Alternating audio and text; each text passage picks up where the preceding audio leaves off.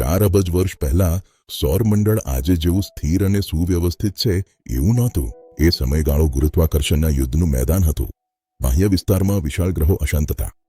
Nice model અનુસાર ગુરુ અને શનિ વચ્ચેની કક્ષીય ગુંજાણ બદલાઈ, જેના કારણે ગુરુત્વાકર્ષણની ઝાટકાથી કાયપર પટ્ટી અને ગ્રહ પટ્ટી હલાઈ ઉઠી. આ અવ્યવસ્થાથી લાખો બર્ફીલા અવશેષો અને પથ્થરીલા દૈત્યોને અંદરના સૂર્ય તરફ ફેંકી દેવામાં આવ્યા. આ જ સમયે લેટ હેવી બોમ્બાર્ડમેન્ટ મહાન આઘાતકાળની શરૂઆત હતી. 100 મિલિયન વર્ષ સુધી પૃથ્વી એક બ્રહ્માંડીય તીરંદાજી મેદાન જેવી હતી, જ્યાં સતત લોખંડની વરસાદ વરસતી હતી. આ માત્ર પૃથ્વી માટે ખરાબ દિવસોની શ્રેણી નહોતી, આ તો એક વૈશ્વિક જીવાણુ વિનાશક ઘટના હતી.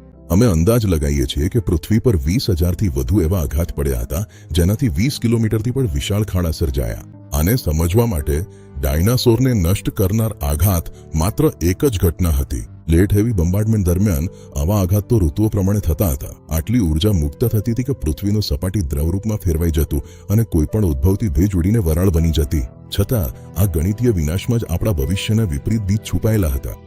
આ ગ્રહિકાઓ માત્ર સૂકા પથ્થરો નહોતા. કાર્બોનેશિયસ કોન્ડ્રાઇટ્સ એ સૌર નેબ્યુલાના ભીંજાયેલા અવશેષો છે. આ પથ્થરોની ઓળખ આજના આપણા મહાસાગરો સાથે મેળ ખાય છે. આ પથ્થરો સાથે વોલેટાઇલ્સ, નાઇટ્રોજન, કાર્બન ડાયોક્સાઇડ અને સૌથી મહત્વપૂર્ણ પાણી પણ આવ્યું હતું. જ્યારે આગ ઓછી થવા લાગી ત્યારે આકાશ ખરેખર જમીન પર આમી પડ્યું. લાખો આઘાતથી આવેલું પાણી વરાળ રૂપે ઉડીને હવે સંકુચિત થવા લાગ્યું. આ તો સદીઓથી ચાલતી ભારે વરસાદની ઝાપટ હતી.